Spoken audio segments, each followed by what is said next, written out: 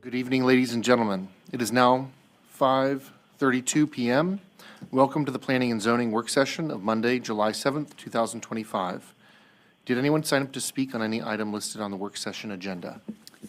We have Megan Lash with 2025-144 CP, and we also have Jose Diplin and Trevor John for 2025-145 ZC, and Brian Bowles for 2025-169 ZC, and Megan Newman for 2025-180 ZC, and Kimley Horn and Associates for 2025-187 ZC.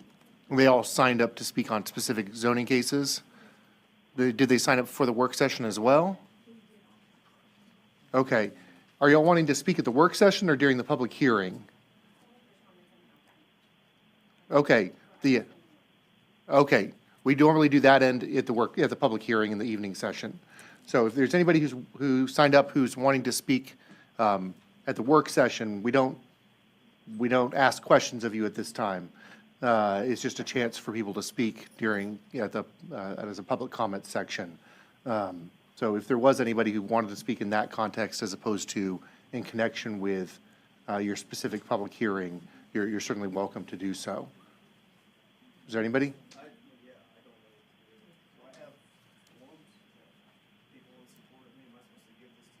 You can give it to the staff.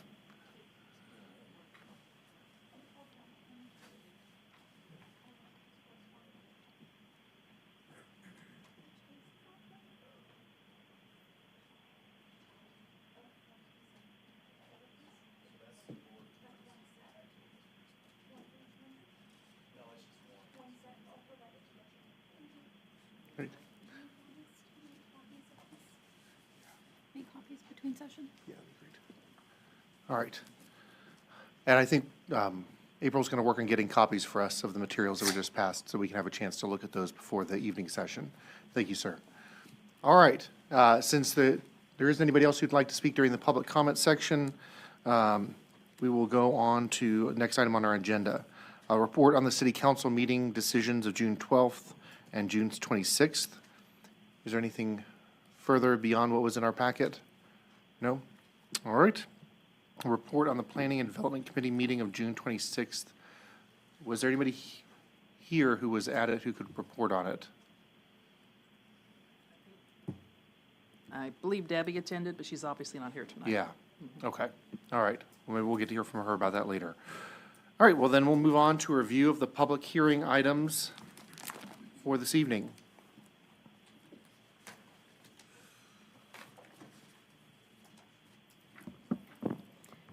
We do have two plats that are being moved from the consent agenda for disapproval to the consent agenda for approval. Those two plats are 2025 127 PL. The name is Malaria North Main Street Edition. And Haley, can you give me a nod to confirm, is the other one Center Park? Okay, apologies, these were very late resubmittals this afternoon, but they are in good shape. They've been double-checked and checked. So the second one is 2025-201-PL Center Park Estates. Okay, great. All right, did anybody have any questions about the specific plats? No? All right, then I think we can go on to the individual items. Mr. Chair, our secretary is not here tonight. So I don't know if she was going to be in attendance or not, so if not, you may want to select someone else to be the secretary for tonight and read the plats. Okay, we can do that later, yeah, I mean, hopefully she'll be able to make it. The first case is 2025-144 CP, or excuse me, 411 SFP, and I believe that's Haley.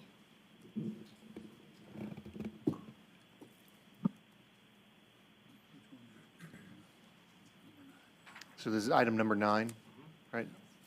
Right.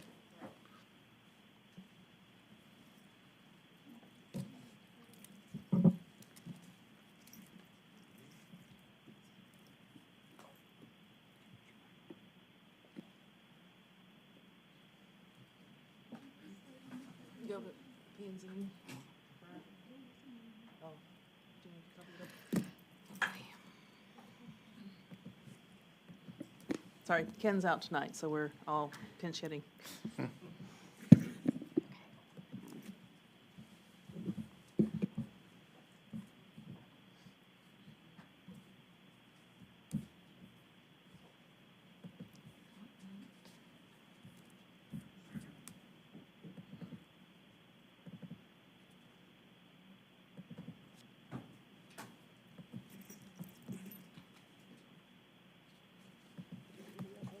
It's going over now. Okay, thank you. What's the PDF of the packet? It's not the PowerPoint. I have the PowerPoint. You want me to Yeah, convert put it? it over. No, just bring it over. Just bring it over. Okay. Copy.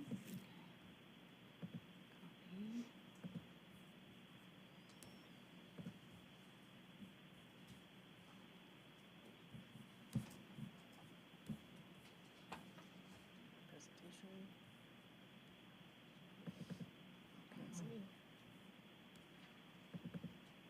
Current meeting.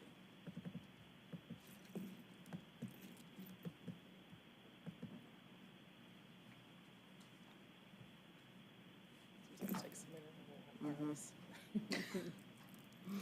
This one? Just, it's not over yet. It's working on it. Sorry.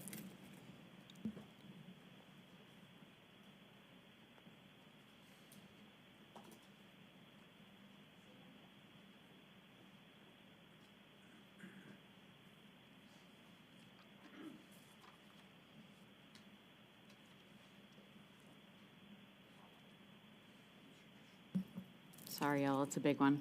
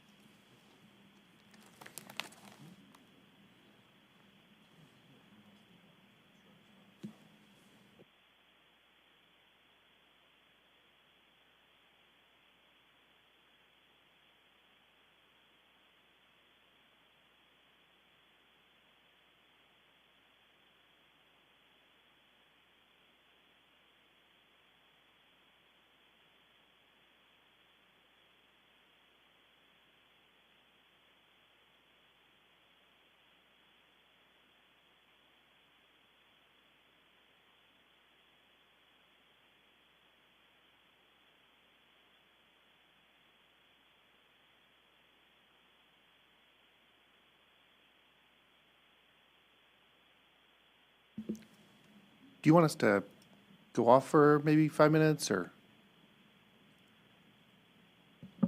It's at 65%, so You can go in the P and Z packet if you want to. I'll put that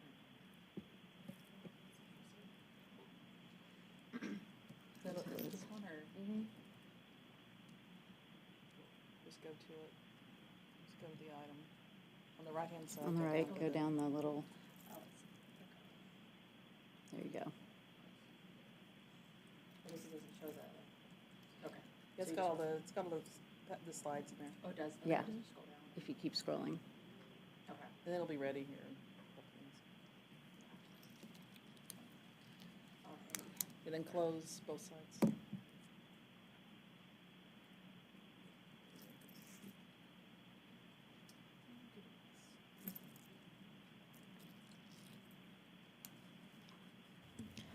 zoom in on the bottom right.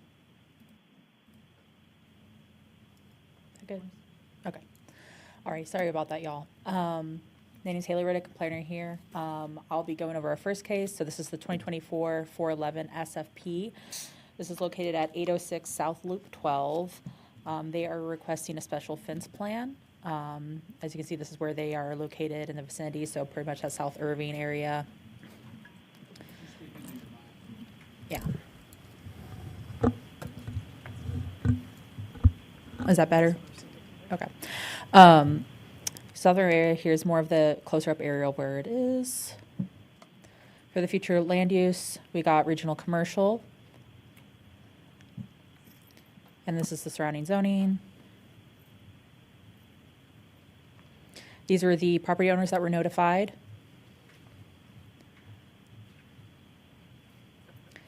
And then this is the plan that they're proposing. So they've had an existing chain link fence along Loop 12 for many years. Recently, TxDOT acquired some of that right-of-way, so which made them have to take down their fence, and now they're just wanting to rebuild a new one. They are wanting to do it 1.5 feet and 2.5 feet from the property line. We got to this because traffic had some concerns about sight, so that's where the 1.5 and the 2.5 feet come into play. The fence is going to be 8 foot, our panel screening, so it's going to be a full metal fence.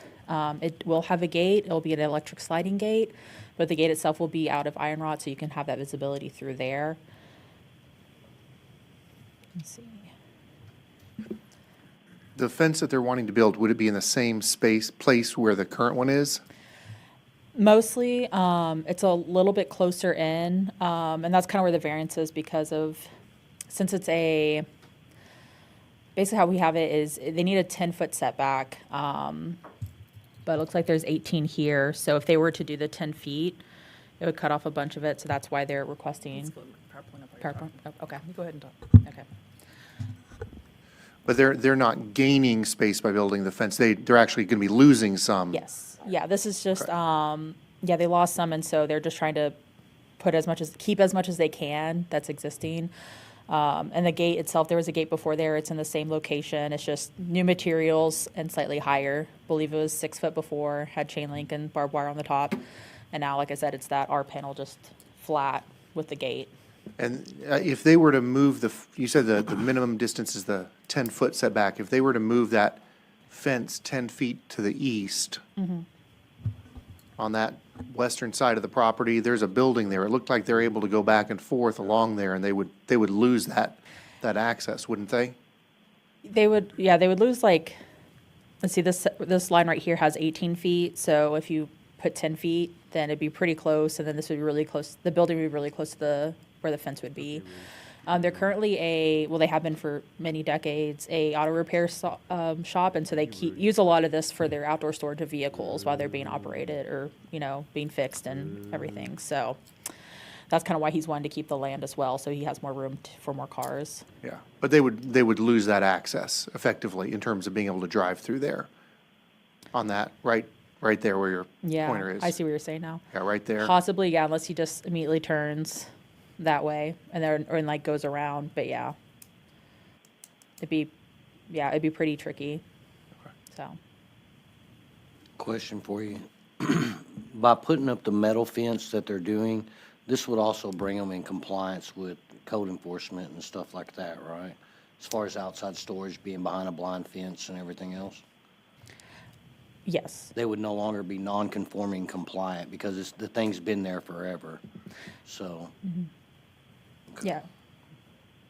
And that's what the properties down south of them have. They have the metal fencing, it seemed like. Not all of them. Here, let me show so we had to do Google Street View for these, but this was what the fence was existing. So the south, this one does, yes, have a blind fence. But the one to the north of it, they have a screening fence. But they are also closer from Loop 12, or farther from Loop 12. And then this is the Loop 12, so.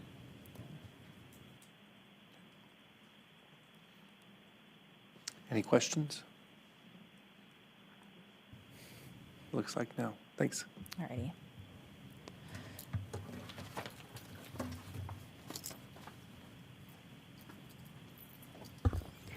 Good evening, Gina Costanza Grant, Senior Planner in the Planning Department. I will be presenting all of Ken's cases tonight, so if you see any staff reports with his name, I will be presenting on his behalf. The next case is 2025-144 CP. It's located at 1415 West Airport Freeway. There's a zoning case and multifamily concept plan that is also a companion case to this, so we'll kind of go over them together.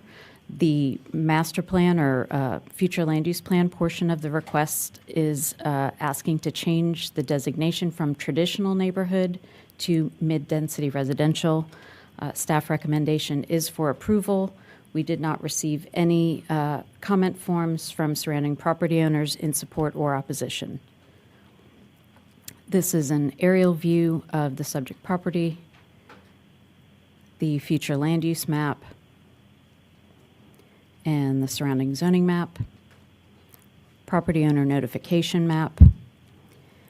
And this is just a brief description of each of both the existing and proposed future land uses.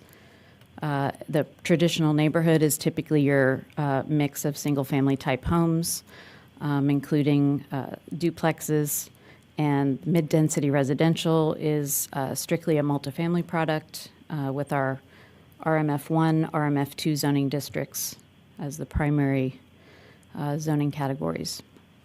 For criteria for change, what we look at when we are changing from one non-residential district to another primarily residential use, we would require the following: that it is physically appropriate, adjacent to a residential neighborhood, residential use is part of the mixed-use development, that it will not result in any shortage of land designated for non-residential development, that the rezoning does not leave a residual tract of non-residentially zoned property. The rezoning provides appropriate transition between the uses. This is the related zoning case, ZC 2020, or 2025-54-ZC. Multifamily concept plan is 2025-143 MFCP.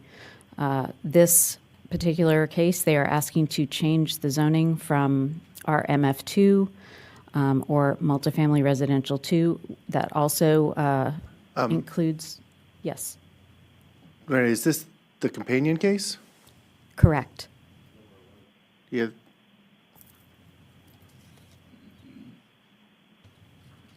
So, I guess just the map's wrong. Apology. Yeah, the text is correct, the map is not. Okay. Sorry about that. The existing zoning is RMF2. It also lies within the State Highway 183 overlay. They are basically changing it to the same exact district, however, requiring a site plan because under the new standards, they do need some variances in order to comply with the multifamily development standards. Staff is recommending approval. We did not receive any comments in support or opposition. Just to kind of explain what they're doing here with the aerial view, they are going to be completely scraping the existing structures and rebuilding with a completely new layout. The number of units is staying exactly the same. So the density is not changing in any way. It will just be in a different form that is modernized, and they are needing several variances just due to the layout of the site and the new requirements for multifamily development standards. Again, this future land use map, surrounding zoning, notification. This is their proposed site plan. Some of the variances are listed in the table on the right-hand side. The required density is 18 units per acre. They are looking at 37.6 units per acre. However, again, they are recreating the exact number of units that they've already got. Maximum lot coverage, they're requesting a variance, or not requesting a variance. And for lot coverage by parkings, buildings, and driveways, maximum permitted is 70%. They are asking to go to 79%. In another category of variances, they are requesting parking variances for the different types of units. The space requirements are based on whether it's a studio, 1-bedroom, 2-bedroom, or 3-bedroom. They are required to have 201 spaces. They are proposing 154, so a variance of 23.4%. And how many spaces do they have right now? The report shows it's increasing 20 parking spaces from the existing development, so. Okay, so it would while be it's more parking, lower- yeah. Right, it's still providing more. It's just a tight space and trying to fit everything in. That's why all the variances are necessary. Okay, thank you. This is another set of tables listing the additional variances. I'm not sure if you want me to go over them individually. The only one that really caught my attention was the 3 stories. It looked to me like, most of the structure currently is 2 stories, but it did seem like there was a part of it that had a 3rd story, or I was a little bit confused by how that building worked. I guess in order to keep the same number of units and also get the variances, they're proposing to go higher with a portion of the building. Do we have a sense of how much of the building would be 3 stories? I am not positive. They are not required to submit elevations, so I do not know. I know this wasn't your case. Do you happen to know what the the part of their structure that looks like a third story is? Let's see if they have, I want to see if they have any, Yeah, you could see it just a second ago. One right there, the next one just before that. No, the other direction. Yeah, I'm just looking to see if they have any. you keep skipping over it. I'm sorry. I'm trying to see if they have any. There, you can see it in the back there on the right. Yeah. Everything else is 2 stories, and then there's another, Except seems for like a that third little story there. piece. I was trying to see if they did have any proposed illustrative drawings, but I am not seeing any.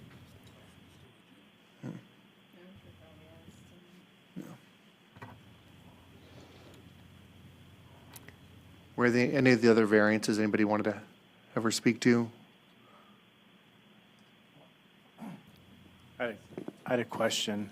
I don't know if I saw as part of the background that there was tax credit funding, I guess, that's been approved for this. So are any of these, like how they've proposed to build it or maintaining the density, was that part of them getting the package they got? Or can you speak to what that represents?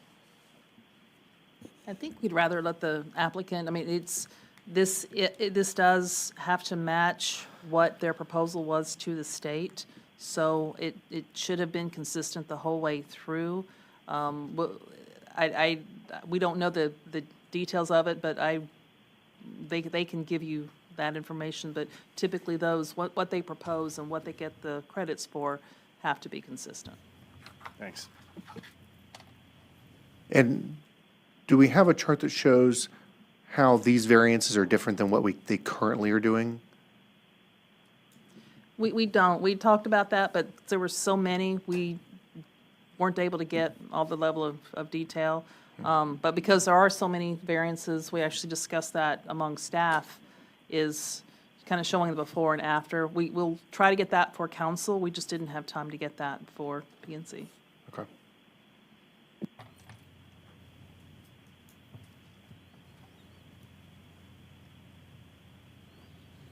We can go ahead and just go quickly through the site photos.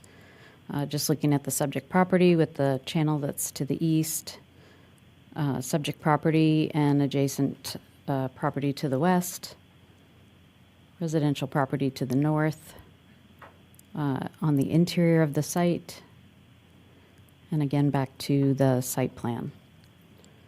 So any other questions that anyone would like to discuss?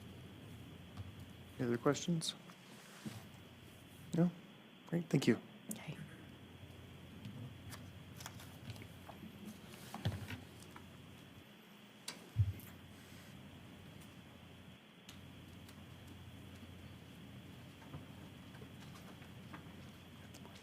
Always this.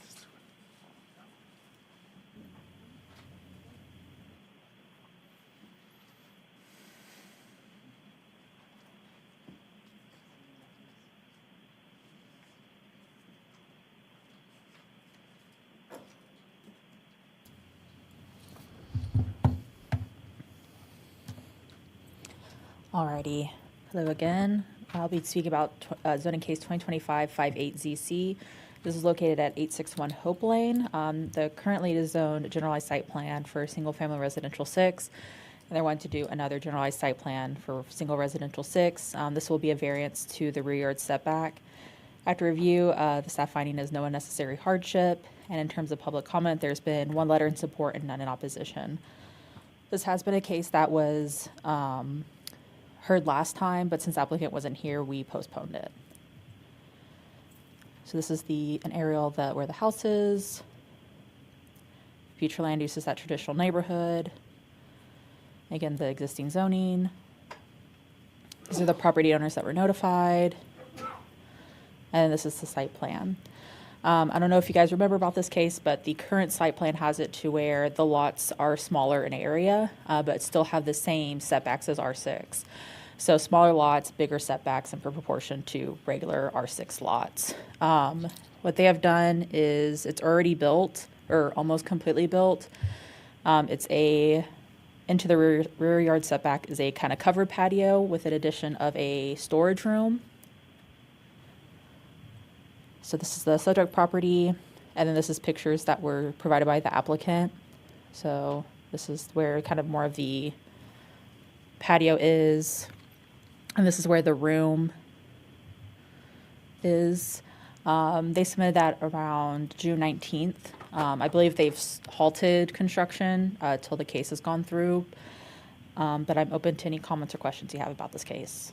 And this one, most of the other houses in that little chunk have similar patios or storage, whatnot, back behind them that encroach on the setback, right? Yeah, there has been the varying degree of how much, I would say is definitely different, but yeah, a lot of them do have some kind of patio or, and I don't know if that's something the subdivision or the developer did long ago and didn't realize it was, but a lot of them have had them for a long time. So this wouldn't be out of keeping with the houses there in that block? In terms of like having addition, yes, it wouldn't be different. In terms of how far they're encroaching into the setback might be a little bit of a different situation, but in terms of having a covered patio in their backyard is not unusual for that area. All right, thank you. Any other questions? This is strictly out of curiosity. For like new additions, does it go through P and Z or the planning development? If it encroaches into the rear yard setback, it's supposed to. It's, if they can build it and they're not in their setback, then they just have to go to permitting. But a lot of, especially since these, I believe it's these 6 homes right here, since they're smaller than R6, but they still have that like 20 and 25 foot setbacks, front and rear. So, so it makes things a little bit more smushed. So they don't have as much to work with. But I apologize. I think you just answered that. I am so sorry. no, you're fine. Sorry. No, it's a very interesting P&Z today, so you're good. Any other questions? No? All right, thank you. All right.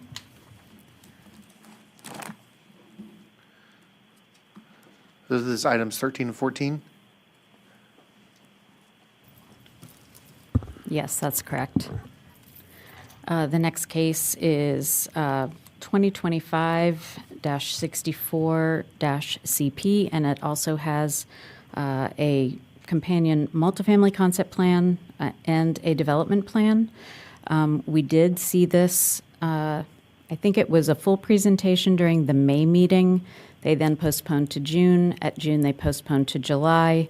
So it's been a while. I don't know if you want me to go through another full presentation again, or if y'all just... Are there any changes in their proposal? There are not. And I did notice we do now have some letters in support and opposition.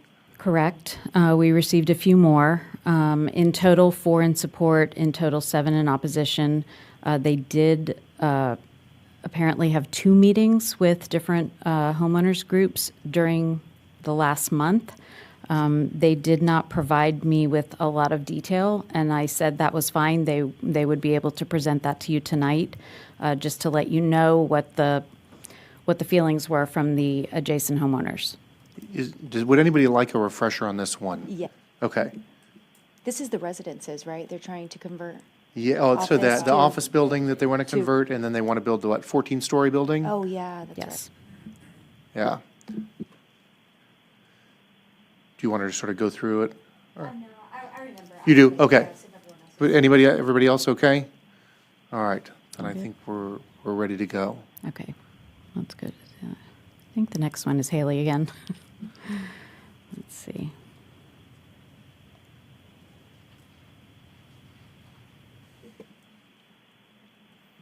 All right, hang on, this is Ken's.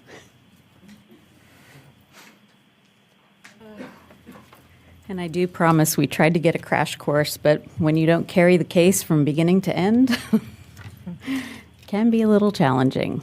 The next case is 2025-145-ZC, located at 3431 Finley Road. The request is to change the zoning from CN, or neighborhood commercial, and a generalized site plan for CN and self-storage uses, to The same, SP2 for CN with self-storage and an accessory indoor storage. The staff is recommending approval. There are no comments in support or opposition. This is the aerial photo, future land use map, surrounding zoning, notification map, boundary, and this is their proposed site plan. They are asking for several variances. The first one is regarding self-storage uses not being permitted in the CN district. So they are, in an effort to keep a less intense zoning district and just adding that use of self-storage with the ability to allow up to 75,000 square feet of self-storage uses. For their parking designation, they also need a variance. The reason I have highlighted the one space per 350 square feet, in your staff report, there was a typo. It said one space per 350 spaces. So just wanted to clarify that's a slight increase from the 300 square feet, one space for 300. They're asking for one space for 350 square feet. And then for the self-storage and indoor storage, they're asking to have one space per 7,500 square feet. They are also asking a variance for the loading area. They're going to have loading areas for all units rather than one per 70. And the self-storage maximum height of 25 feet, they're asking to go to 40, with all the other buildings being 30 feet. Could you go back one second? On the self-storage, what's normally required? What is the one space per how many feet? We don't really have a Okay. requirement, so they are basically establishing it. Okay. So it says variance, but there isn't currently a requirement. Yes, Okay. correct. right. And the variance is for the office portion, I guess, more so, because that actually does need a variance. The other one is actually establishing. Okay. Again, this is their more detailed or illustrative plan, but since they are asking for a generalized plan, this is just for an idea of how the site will be laid out, but not for approval tonight. This is just a chart that basically shows what uses would be permitted versus prohibited per the site plan. So they have prohibited certain uses such as convenience stores, restaurants, indoor amusement, event centers, private clubs, public and private recreational areas, hospitals, nursing home, pharmacy, parking lot, government buildings, and public utility uses. This is looking at the subject property from Finley Road and the property to the west. Looking at the property from Country Club. And this is residential property that exists to the east. Commercial property to the south. Multifamily also to the south. And I would be happy to answer any other questions that you have. So this is I know there's a storage facility that's on that same block. So is this just adding a second one in that vacant space there? I believe the one that you're referring to is just to the south of it. So yes, it would be an additional facility. On the same block? Yes. Was there any particular reason why they needed the various variances? I think it's just because of the shape of the site.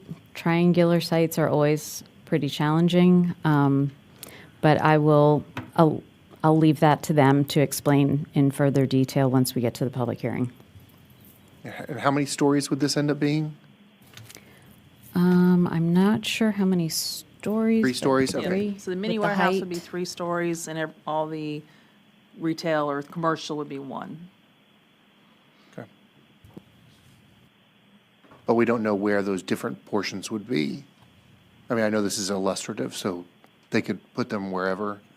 They're proposing the single-family, the single-story along Country Club, and the 3-story back here, and then another single-story over here. Are they bound by that, or is that just illustrative for us? That is just illustrative. Yeah, they're Okay. proposing to have it kind of internally oriented, but if they choose, if they look at it closely and make it more of a typical strip center where you've got the building in the back and the parking in the front, they would be able to do that. I mean, the variances would just give them some flexibility, but if they don't need all the variances, that would be okay too. They could still build to that. And how high could they build it without the height variance? I believe So this like is 2 a, stories? is a I CN. think 25 in It's CN, I think believe it's 30 feet, 25 or 30 feet. 25 to 30. Well, and actually, they would have to comply with the self-storage maximum height, which is only 25, because that overrides whatever's in the CN district if this gets approved for the use. Right. Done with the commercial. Any other questions? Yeah, just for my own benefit, when they list the permitted uses and prohibited uses, is this something that's required when designated neighborhood commercial, or is this their effort to limit uses to what they want? I understand the discussion was based around the parking, because they had minimal parking, so they wanted to take out some of the restaurant and some of the retail uses that were a little more, had a little more traffic. So I understand that's where the discussion started as to why they even had some, even listed some of the ones they wanted to remove. There you go.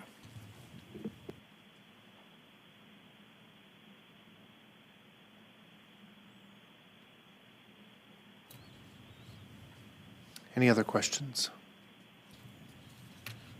No? Looks like that's it. Thank you. So item 16.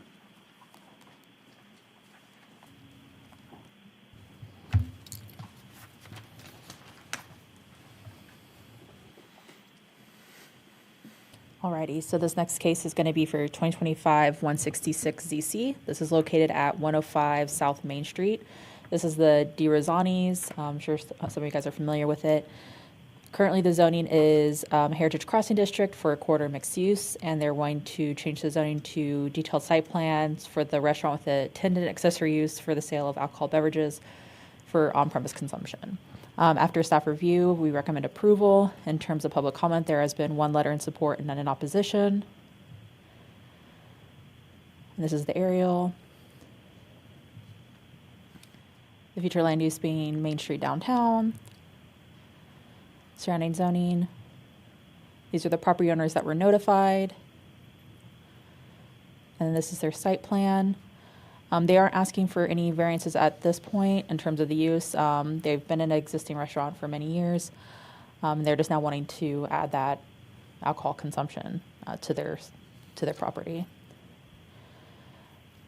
And so this is subject property, so you can see to the north and to the south are those 2 businesses. So you have an event center to the south, and to the north it looks like it's a law office or some kind of offices. This is across the street. Google has it as Big State. I believe that's now the Rocking Crab, which is also an RAB. And I'm showing you this because we have the 300 feet door-to-door from protected uses. So that would be schools, churches, and residences. It was discovered that kind of late last week that there was a church. This is the picture of the church. It's about 250 feet away from door to door. We kind of had some questions on if it was an actual operational church or if it was, this used to be the old Pigeonhole location. So there's been some tenants kind of in and out throughout the years. And so, but anyway, we did make contact with the person who's leasing out the person of the church, and he said it is active. The applicant's aware that it would be a separate variance request for that distance, but he just wanted to go ahead and have it shown tonight. You guys are more than welcome to request to postpone it.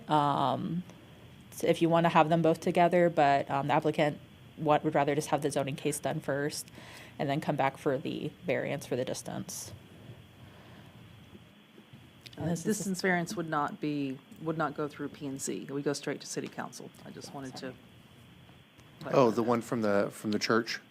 Right, if they, for the alcohol distance variance for their TABC license, would just go straight to city council. Okay.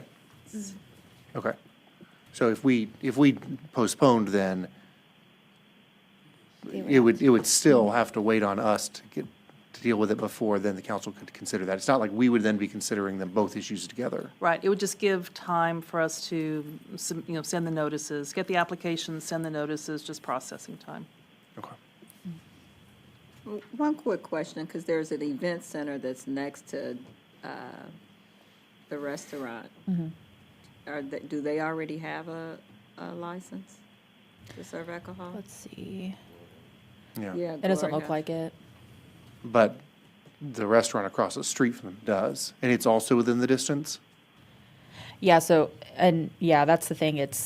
Rock and It must have Yeah. popped up within, we don't know when the church really, I believe it was CO was like either end of last year, beginning of this year, is when a CO was issued for that location, and this might have, ZC 14, so this was done years ago. So it was before that church came by. Did the restaurant previously have like the alcohol, like BYOB permit, or is this just entirely new alcohol? I Yeah. thought so. They're not sure. I know the applicant's here, so he could answer that. But yeah, I'm not sure about the BYOB, but yeah, he'll be able to answer that, so.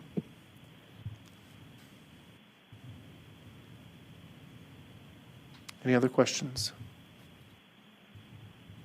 All right, thank you. Item 17.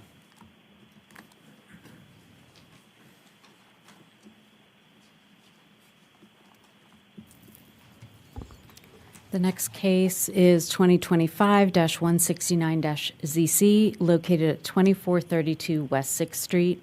The applicant is currently zoned R75, single-family residential 7.5, and they are requesting a generalized site plan for the same with variance for paving and fence in the yard. The staff finding is no undue hardship, and we did not receive any comment forms in favor or in opposition. This is the property under consideration and the future land use map, surrounding zoning map, property owner notification, and this is the site plan. This case did come about as a code enforcement citation. So code enforcement noticed the driveway and how the concrete extended beyond what is typically permitted. So they attempted to contact the owner.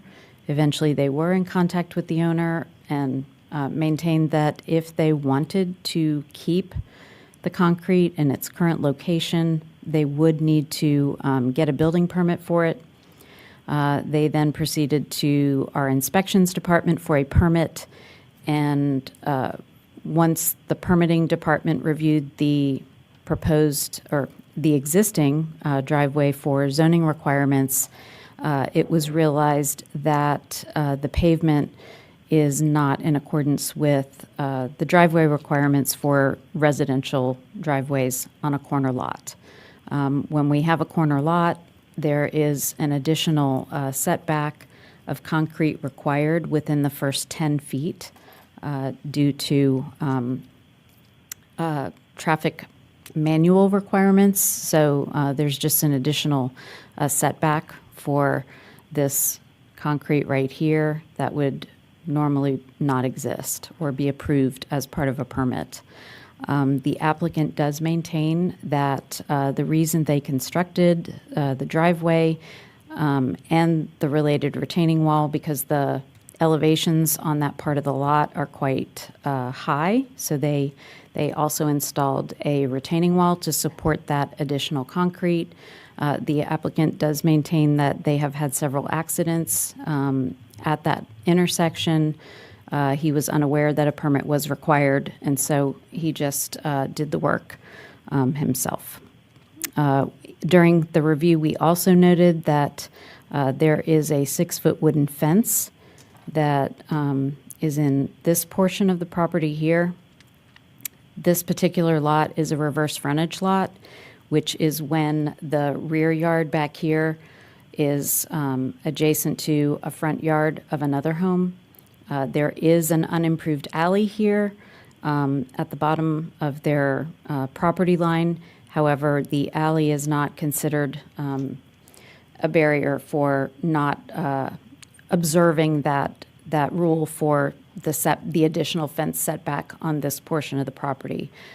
Just from visual inspections on Google Maps, years ago there was a 4-foot chain link fence here on this side of the property, and sometime around maybe 2017 it was improved also without a permit to a 6-foot fence, solid wood fence on this portion of the lot.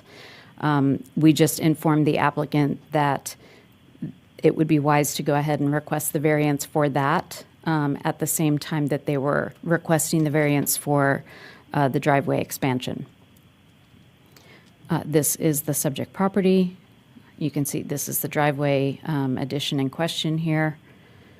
This is looking to the east, to the north, across the street, northwest, catty corner.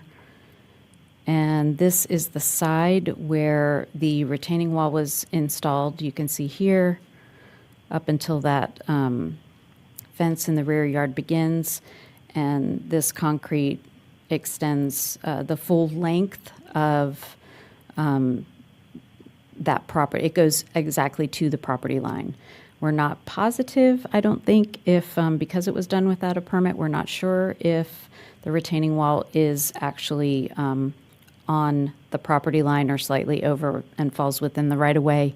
A survey of the actual improvements would help indicate that. Again, another look at the entrance of the driveway. And these were just some photos that code enforcement submitted. And I am happy to answer any questions you have. Can you go back to the photo of the property that's catty corner? Mm-hmm. So that has a retaining wall there, fence seems pretty similar in terms of the boundary lines to this one. I mean, and it seemed like several of the other properties, the one behind it, the one right across the street, I think similarly, the fence lines like that are not set back. In this particular instance, they do have 2 rear yards that are directly adjacent. So this one is not backing up to a front yard here. We do allow retaining walls up to 2 feet without a permit. If they go beyond that, a permit and some engineering is required. Okay, so that retaining wall was installed without a permit. It wasn't, presumably we didn't need to have a permit. It is very possible. We usually do not investigate unless a complaint has been made, and the owner does maintain that he believes there are other situations in the neighborhood that exist like that.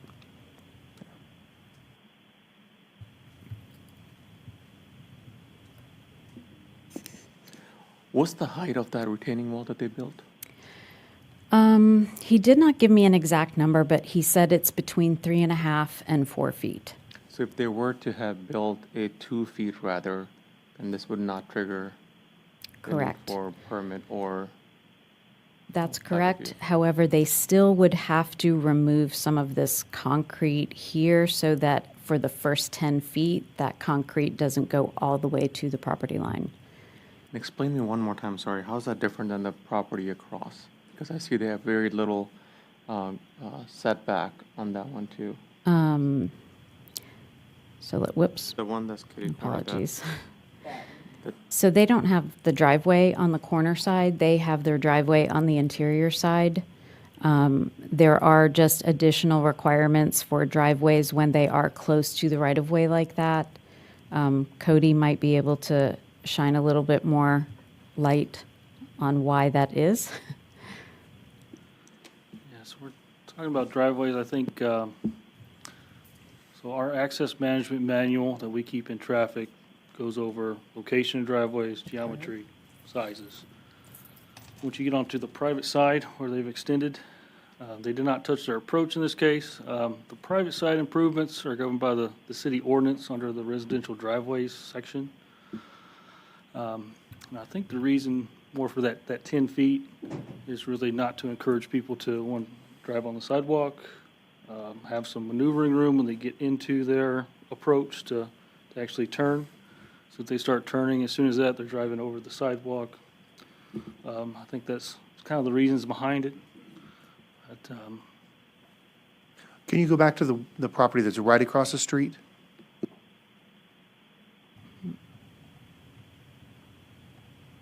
That one. Okay, so there is a further gap there.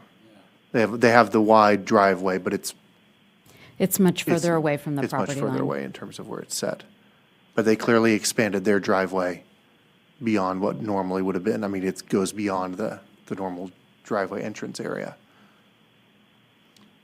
Gina, can you go back to the other picture?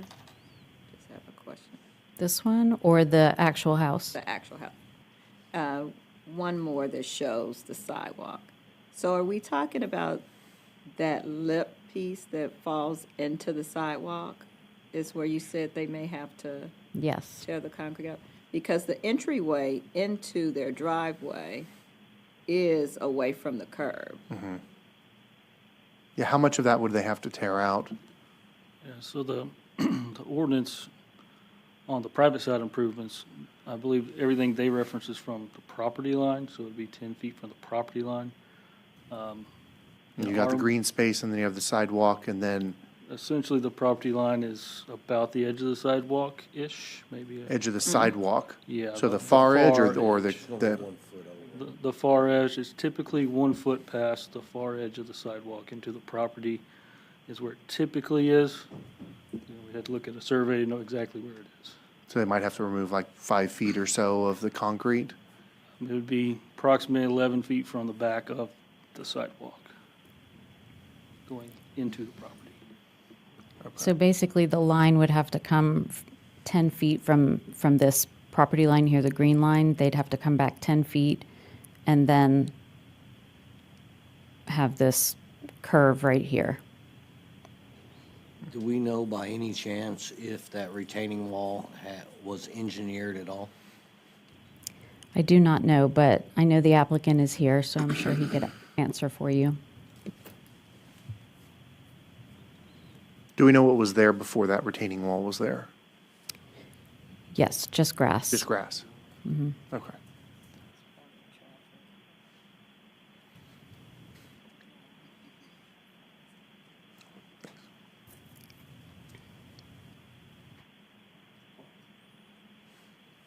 Any other questions? Real quick, sorry. No, it's So, okay. what's triggering this cause? Is it the retaining wall, or is it that it's attached to the driveway? So if their driveway was away, just like the other houses, then this would not have been the issue, or they would have still have to go back on their concrete? Correct. If the concrete had been, if a permit had been obtained, we would have gone through that process with the owner to explain what the design needed to be. And if, with that driveway needing that retaining wall, we would have also required the permit for the retaining wall to support the driveway further into the property because of that height difference. Okay, thank you. If they had done the driveway on the other side of their long-term driveway, would they have needed a zoning variance for that, or it's just been a permit? Just a permit.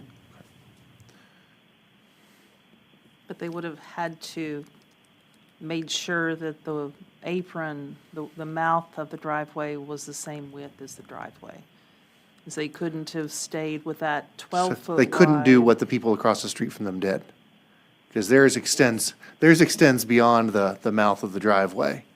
Well, they go that picture. Because you're supposed to have, if you have a two-car driveway, you should have a two-car. See, there's, Yeah. theirs goes over past where Yeah, the, and this is, Cody can comment, this is, we kind of went up and down the street a little bit. It's pretty common. This is Yeah. one of the better ones, but at least it's wider than the just one single-car driveway.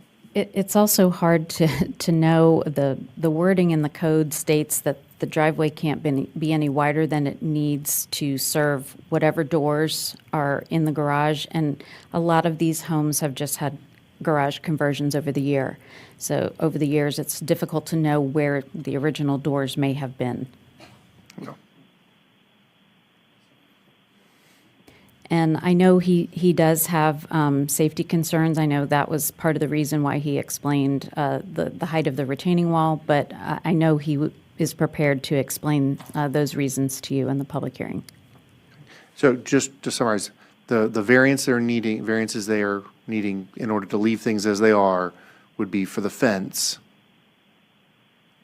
for the portion of the driveway that comes up close to the road, but then also for the retaining wall? Yes.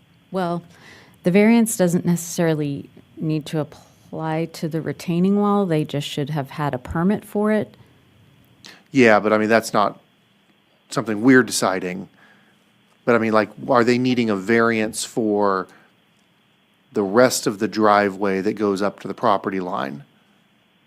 Or just the portion that comes down to the sidewalk? Just the portion that comes down to the sidewalk. So it's just two variances, a fence variance and for the portion of the new driveway that slopes down and gets close to the intersection. Correct. They only need the permit for the retaining wall. But And we don't have any authority over that part. No, but part of it might need to be taken out if the determination is that the driveway needs to be redesigned. Yeah. He can't get the permit unless, as to what he's done, unless the zoning changes for those two things. Correct. Well, another challenge could be, because it's a corner lot, is the spacing of the driveway approach to the corner. So even if he does widen it, can we get a two-car, essentially apron, back close to the intersection? And that, again, might be a Cody question, but being a corner lot is what really kind of threw a lot of this into haywire. Yeah, so But is that a component of what we're voting on today? You're not voting on it per se, but you could allow the 10-foot pavement to stay, but he still may not be able to get, because once we get past the property line, then we're into traffic code, we're in right-of-way. And so he still may not get the permit to widen the driveway to the point that it needs to be widened. So then what happens? They Yeah. tear it out? I mean, yeah, well, yeah, exactly. What would happen then? I mean, because Cody could probably agree with this from a concrete guy's standpoint. You'll never get your radius on that corner to the property line. So you'll never get a two-car approach. Yeah, so as it stands now, we consider this driveway grandfathered since our codes were officially adopted in 2019. So Okay. if they are to rebuild the whole thing, there's a 10-foot separation that's required from the end of the radius, which is where it becomes straight with the road. You go 10 feet, and that's where they can begin their new radius.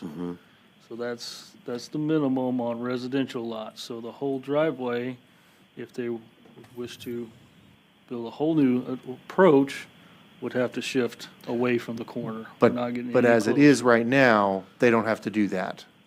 Like They have not if touched we the approach. approve what they have, on the zoning side of it, if we approve these two changes, or really the concrete one here, they don't then, for traffic purposes, have to come back and fix the rest of it at this time.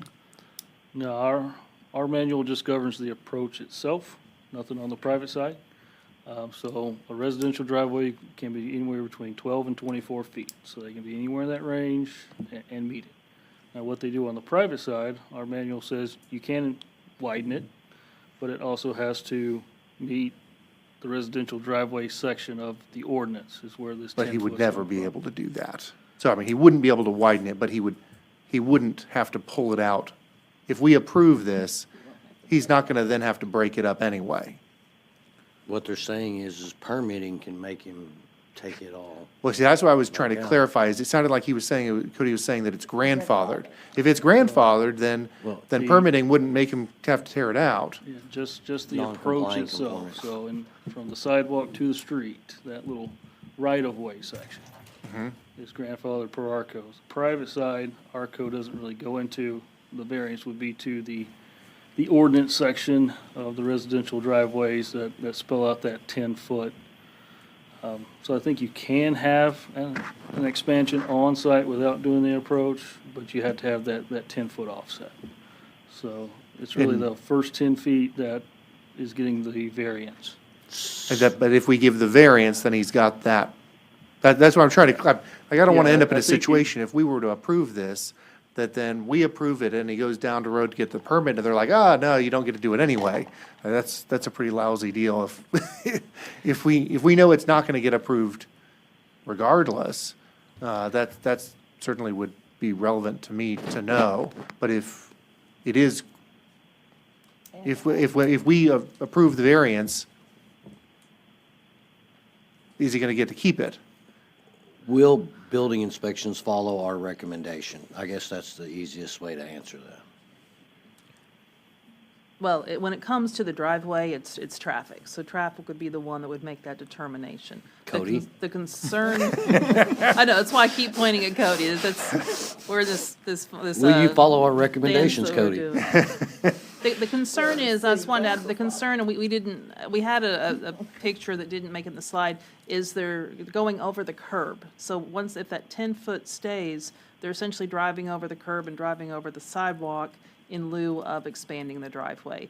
And they can't expand the driveway because it's too close to the corner. That's the catch-22 that we're in. Real quick, sorry. So what if that new part that they built was not being used as a driveway and they actually put a separator between the two with either gravel or grass or something in between? And it is no longer attached to the driveway because his initial concern was safety, not the use of the driveway. So if there was a 1 or 2 feet of space with either gravel or grass in there, now it's no longer attached to a driveway.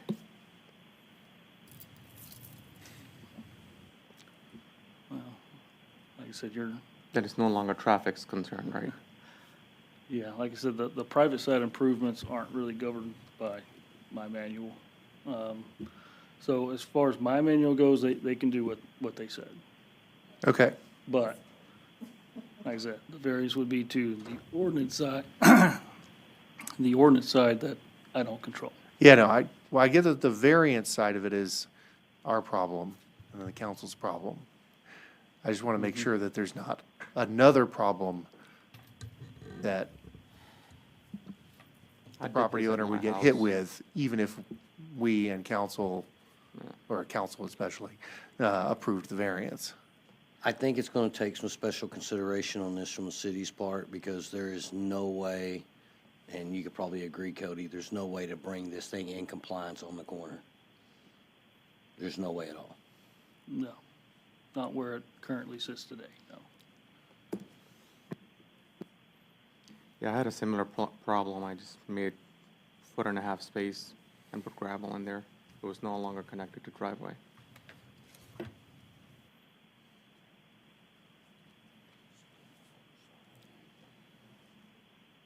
Any other questions? All right. On to the next one.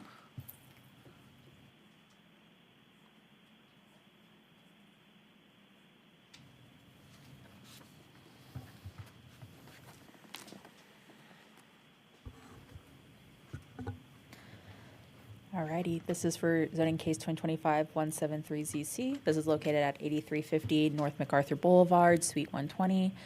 They're currently PUD for SP1 RAB, and they're wanting to do another SP1 RAB, but they want to have a variance to the required parking. After staff review, there was no undue hardship. In terms of public comment, there was one in support and none in opposition. This was a case that was heard earlier this year. They did get approval for the RAB, so that traditional future land uses business office. surrounding zoning, and then property owners that were notified, and this is their site plan. Initially, when they were going through their initial REB process, they thought that the amount of parking spaces that they had would allow the amount of seats, but then after kind of getting the approval and kind of moving forward with their plans, they realized that they'd really like to have more seating inside the restaurant. So they want to add additional 25 seats.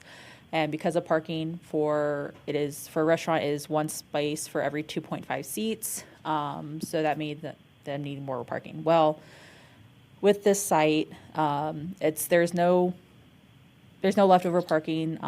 If anything, it's kind of overparked. And the amount that they have, they're maxed out. And so that's where that 25 or 26 spaces comes from. That's what they are allotted right now through inspections. But they're requiring a variance to 36 spaces. So 10 spaces is what the variance is. And then this is the suite. And then this is northwest of the subject property. And this is south of the subject property, east and north. And I'm open to any comments or questions. Any questions? Doesn't look like it. Thank you.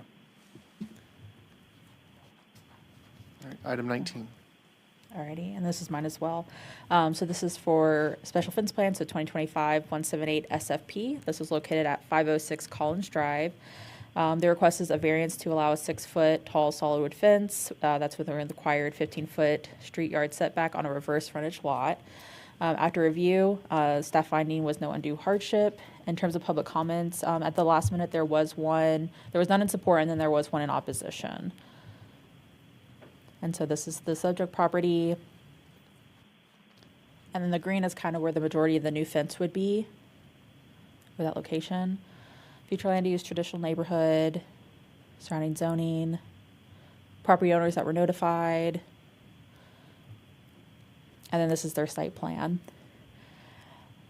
So we did get sign-offs from all departments. One concern initially was from traffic in terms of the site triangle or sight lines. That's why on this side it starts about 5 feet from the property line, but as it goes further down, like towards the back of the property along 5th Street, it gets closer and closer to the property line. There is also a retaining wall on part of this property, and per Gary and CIP, it would have to be on the other side of it. So it would have to be between the retaining wall, then the fence, and then the rest of the property in the backyard. Let's see. So this is the subject property. Their neighbors to the south, neighbors across the street at the west, and this is that 5th Street, so along kind of where that fence is going to be. You can kind of see how right now they have a chain link fence with some shrubs. There was also a comment about, from Water, about possibly needing an encroachment agreement into the utility easement. After talking with Ashley, she said that there shouldn't be issues in terms of that being granted, since it looks like there's no actual utilities running in that location right now. But if there's any comments or questions, I'm more than happy to answer. You said that there was one in opposition? Correct. Was that one of the neighbors? Yes, trying to remember which, 9? Yeah. So this kind of triangle lot. Yeah, Did you they have- mention, oh, go ahead, I was sorry. going to say, you have a form. She had concerns about the curve and the visibility, so I wanted to make sure to point that out.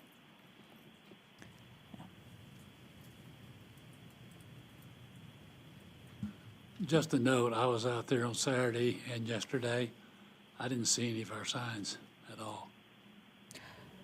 Yeah. Special fence plans don't need signs, I believe, Yeah, right? Yeah. special fence plans don't need them. It's just a yeah. Yeah, it's kind of weird, yeah. That's the one that doesn't get a sign, but they were notified through the newspaper. So this would follow where that the fence basically is currently, and all the shrubs. It seemed pretty, I mean, it doesn't show it there, but you can't see it super well, but it was pretty dense. It Yeah, wasn't clear to me how this was going to change the visibility. the only difference is The reason why it was okay initially was because it's chain link and it was 4 feet, so that visibility. But I mean, but the bushes are so dense, I couldn't, it seemed, I mean, it was much the same. Yeah, that's true. Yeah, and so in terms of this, they initially wanted to put it on the property line, but since it was 6 foot on top of a retaining wall, CIP was like, no, we're not gonna do that, so, they moved it to just on the other side of the retaining wall, so. Haley, will you go back to the picture with the chain link fence, please? Let's see, let's put it this way. This one? Yes. Okay. Thank you. And this would move the fence a little bit more in that edge, right? Yeah, it would start off a little bit more in here, and then as it goes back, it'll start to get closer, kind of taper closer to that property line, but it'll always be behind that retaining wall. And that from traffic side of it, that would adequately deal with any line of sight issues. Yeah, those have to, when it comes in, we'll make sure it's outside of our required sight lines. With Fifth Street, it's kind of a wide street, so we look at the first lane of oncoming traffic. So we're looking to cross 2.5 lanes, so that helps them a little bit there.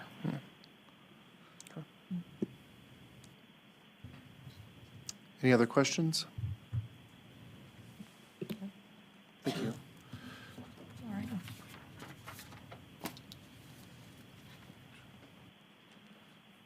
Now, item 20, right? Or 20, I think. Almost there. Hello, Council. Dylan Harvey, Planning Department. It's the first case I'm presenting you, so new face. Welcome. This is zoning case 2025-180ZC. It's located at 2233 Biscayne Drive. They're currently zoned R6. They're going to a generalized site plan for R6. Staff finding that there is no undue hardship, and there's been no comments for support on our opposition for this. Here's an aerial view of the subject property, future land use traditional neighborhood, surrounding zoning, notification map, the subject property itself, the house to the east, to the west, and to the north. And here's the site plan with the variance they're asking for. Any questions or comments? Any questions? Back behind it is a park, right? Yes, there's a, I believe it's Bear Creek Running Park or something along that name. Yeah. Okay. No, looks like that's it. Cool. All right. Thank you. All right, item 20, or 21.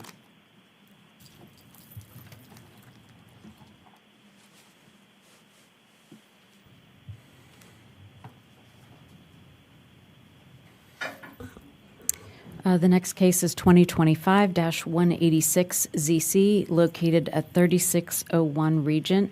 It's suites 140 and 150 within an existing retail building. They are requesting to rezone from SP2 for CC or community commercial and hotel uses. There is also another SP1 RAB on the site. They are requesting to rezone their space for SP1 RAB or a detailed site plan for a restaurant with alcoholic beverage sales. The staff recommendation is for approval. We did not receive any public comment forms in support or opposition. The red line outlines the lease space within the building. This is the future land use map, surrounding zoning, property owners that were notified, and this is their overall site plan. The shaded area right here is the area in question. They are an existing restaurant that is wanting to expand into the adjacent space. They actually have a kitchen that is located here, so the kitchen will be able to serve both restaurants. However, each restaurant is proposed to have their own or each space is proposed to have their own independent access. And I'm happy to answer any questions you might have. Any questions? No, doesn't. I do have yeah. one. Is the entire property, the development zoned for hotel? And then that space is, what was the hotel portion? Yes. So if I'm correct, it's an old zoning district that allowed various things. So it's just kind of it was intended to be set up for a large development, and hotel was just one of those. So it was a kind of a remnant zoning. Yeah, so it wasn't really The site plan, specific to- yeah, covers this whole piece, but I believe there's only a hotel on one small portion of the site. Gotcha. Thank you. Any other questions? Then on to number 22. Okay. The next one is ZC, or excuse me, 2025-187-ZC, located. One second, is that what the packets that were handed in earlier? Yeah, why don't you go ahead and give them to us now?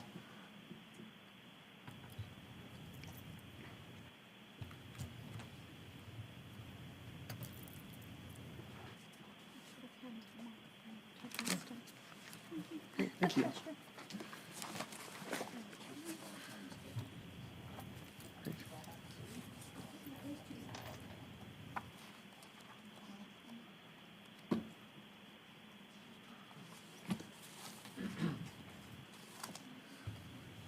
Great. Sorry for the interruption. No, no problem. You're fine. There are quite a few addresses associated with each parcel, but basically it's about a 9-acre piece of property located south of West 6th Street, east of Hilltop Drive, and north of Rindy Street. The property owner is requesting to rezone from CN. There are several different zoning categories on the entire site. One of those is CN, or neighborhood commercial. Sorry. These packets, these don't relate to this one. They relate to the to the one with the driveway issue, I think, right? Okay. Okay, sorry, I misunderstood you. All right. Okay. Great. So there are just a few different zoning categories on the overall site. CN, neighborhood commercial, RMF2, which is a multifamily 2 category, and R6, or single family 6. They are requesting to bring the property into the Heritage Crossing District. So that zoning category would be Heritage Crossing, NMU, or neighborhood mixed use. The staff recommendation is for approval. We have public comment forms that were mailed in. There are 3 in support and 1 in opposition. This is aerial view of the subject property. You can see there are a few parcels with some existing structures. Those would be demolished, and the property would be eventually replatted to be developed. This is the Heritage Crossing District, and the property highlighted in blue on the southwest portion is its proximity to the Heritage District. This is the future land use map,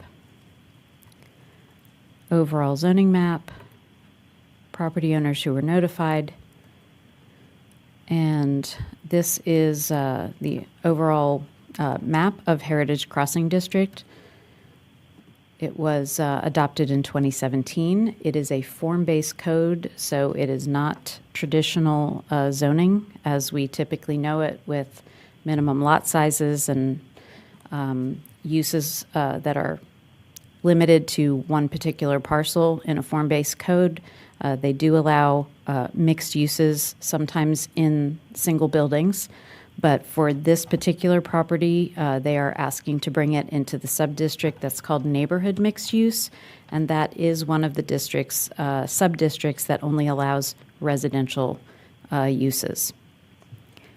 Again, that's the neighborhood mixed use section highlighted there in yellow, And this property being brought into Heritage Crossing would be for that same district. It provides for residential uses compatible with the existing homes, but also allowing flexibility in housing types.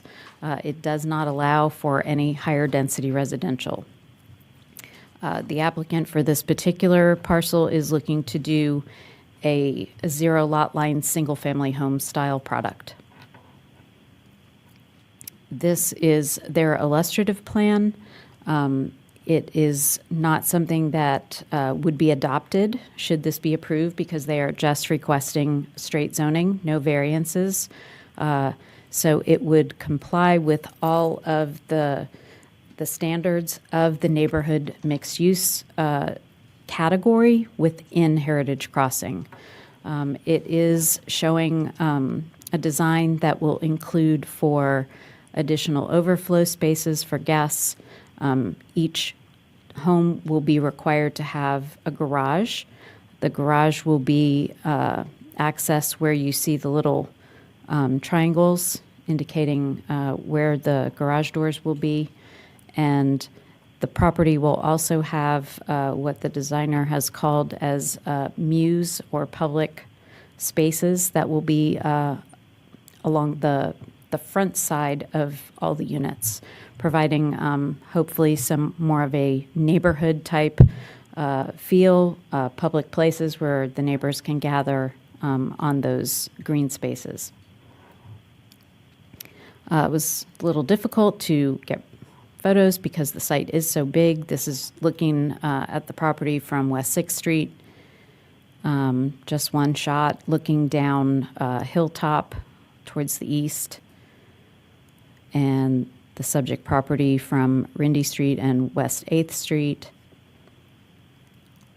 And I am happy to answer any questions that you might have. Our housing department has also been very intricately involved with this project, and so they might have some comments to offer. Gina, oh, go ahead, sorry. You can start. You, sir. Gina, you mentioned the garage. Is that something the city is requiring, or like the housing? Where does the garage thing come into effect? And It's 2 spaces are required in the Heritage District for a single-family structure. So they're providing the 2 parking spaces in the garage. And then additionally, is so I Google Maps and stuff. Some of the addresses, is it leading into like Centennial Park? Is it a development that's kind of in that open space as well? Well, you can see the floodplain. I mean, they'll have to, the part of the street, they'll have to engineer that. So it's not, you can't develop into a park. It is property adjacent to it. And they'll be putting in a trail and connecting to and being part of that. Okay. But no, you can't develop into a park. Okay, gotcha. Mr. Denning? Yeah. So I have a couple questions just on the scope of what we're deciding. So I was looking at the chart that has the red rectangle. So is that what's proposed for the what could be 76 zero lot line homes? Or is it this illustrative plan, which seems to go all the way up to the streets, all the way closer to the river? What are we approving? Yes, this is the boundary in red here. So anywhere you see a red line is the actual boundary. And we do have a specific legal description that follows that path. We have those anytime we don't have a site plan with a physical drawing. We have that legal description that outlines that boundary very specifically with a boundary survey to go with it. Yeah, So why was this provided? Do you know what I'm talking about, this area? I'm looking in the packet and I see, so. the packet, yeah. It was there should have been newer map that was noticed correctly. The maps, there was a legal description that was submitted first and then a second legal description. And so the maps that got picked up for the packet were the ones that were were the first legal description for the smaller ones. But it was, the larger property is the one that is being rezoned. So it was noticed correctly. That But the packets that we had, the maps we were just, inaccurate. apparently, the older maps got picked up and put in the packet. Mhm. Okay. So yeah, it's a lot more property than those two So we're- parcels. So it looks like the undeveloped parcels that are adjacent to these red squares are, they're owned by the city or this other entity or both? So the person, the developer, the Risk Theory owns these two rectangle parcels that you see in your packet, and the city owns the rest of it. So the city it. is a partner in it, well, not a partner, but the part of the development, and will be a development agreement, or I believe a development agreement has been approved for this property. So, but part of that is they have to get it rezoned in order to allow it. Yeah. So it would be connecting all the way close to the creek then? The development It's, itself? yes, but it's not part of the park. This is No, the the property, the park would be city's separate. property. Yeah, the city's property goes up to the creek. The city would sell the property, and then they would develop that. So then at that, oh, go ahead, I'd actually lost my train of thought. Would there be were you saying that there would be a trail built on that side of the creek then? Or, Yeah, I'll let Imelda get into the details. This has been our, Good evening, Imelda Speck, Housing and Redevelopment Senior Manager. There, as part of the agreement that we have, they would be building a creek that would then connect down, I mean, a trail? a trail that would connect down to the sidewalk here. And I guess going back to that one aerial, you'll see that this is the trail that connects over to Center Park. And that might be what you're referring to. But this trail that would be built would connect to the sidewalk, which then allows residents now to be able to get from 6th Street on this side of the creek over. Is that your question? Well, a Because part of my Centennial question- Park's further up this way, so this trail here will be here, and they can And then cross it leads over. into Center. Mhm. Are you, sorry, Imelda, are you part of the city? Yes, I'm with the Okay. Housing and Redevelopment Division. Okay, apologies, I'm sorry. Okay, thank you. And if you want to, I just wanted, just in terms of understanding what we're deciding, there was a map that showed the Heritage District, but it looked like this was right next to that district? Yes, Yeah. so it's just to the southwest of the district, So it's, this part.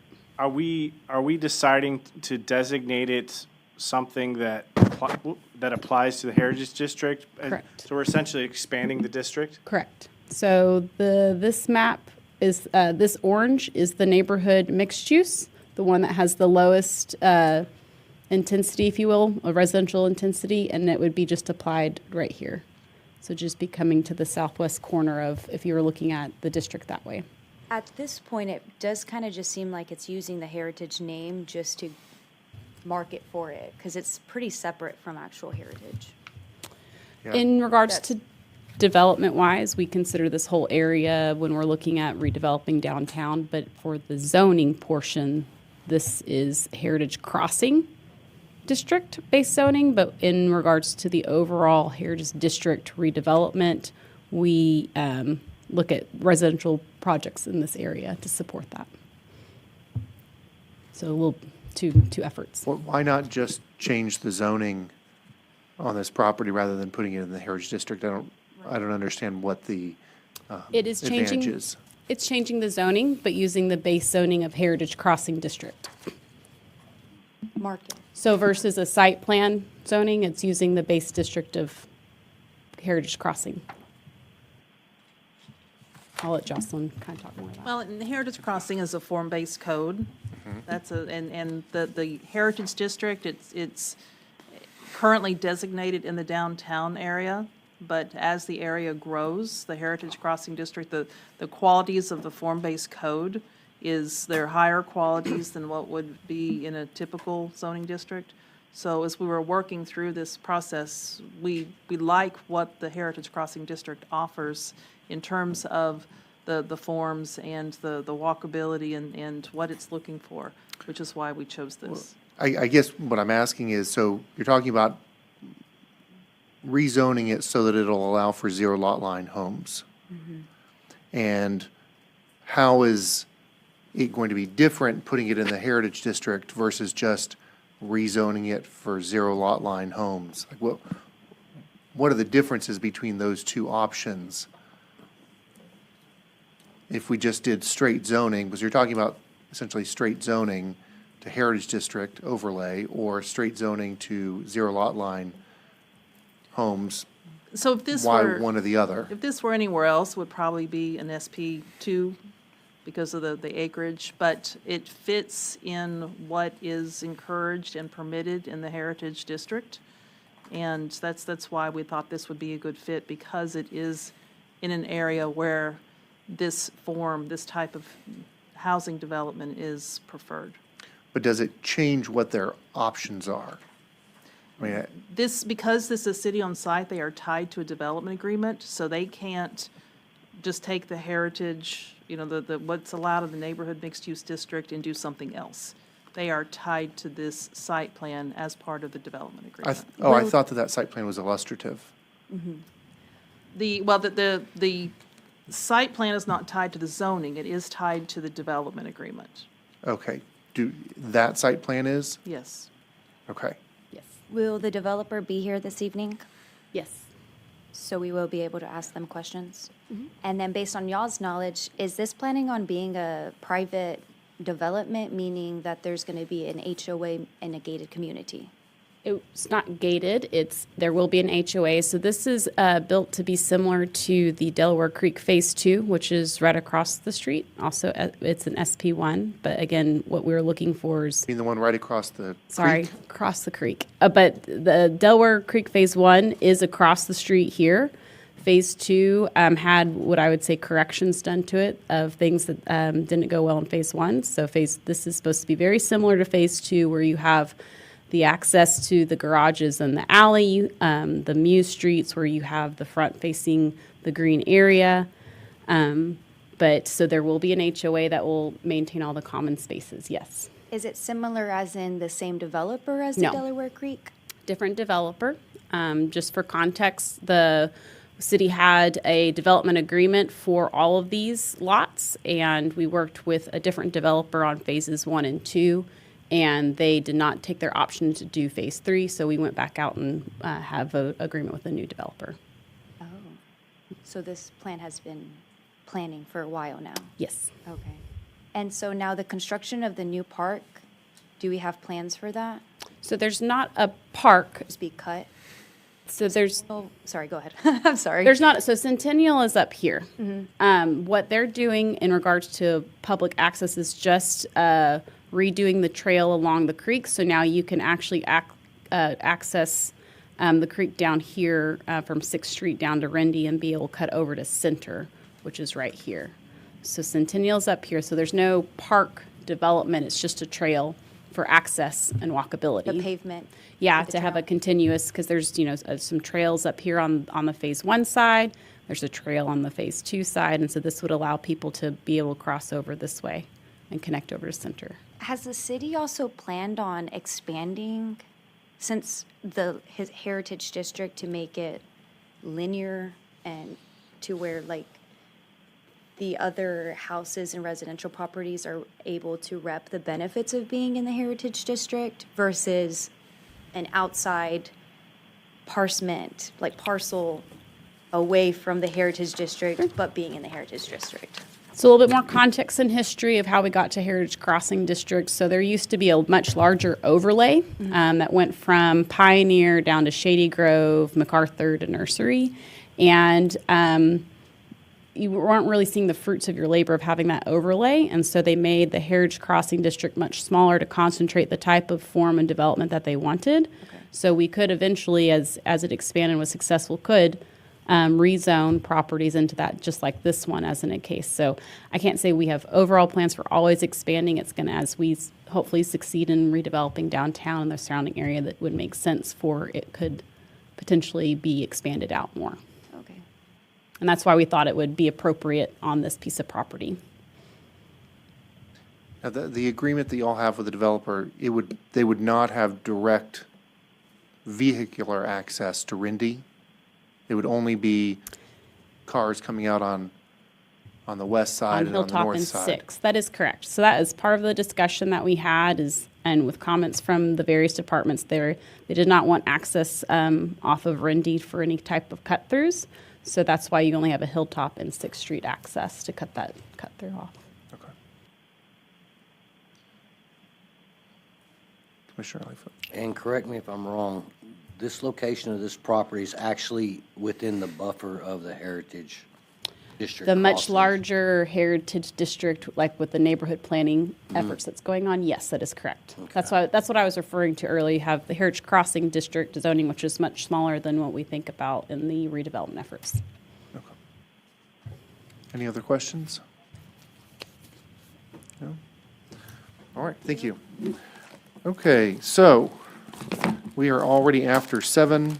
I know we had a couple more items on our agenda, unless anybody thinks that we need to address them tonight rather than wait for a night when we have more time, then we will postpone on that. In that case, the work session is adjourned at 7:10 PM, and we will have about 10 minutes, and then we'll start up in the other room.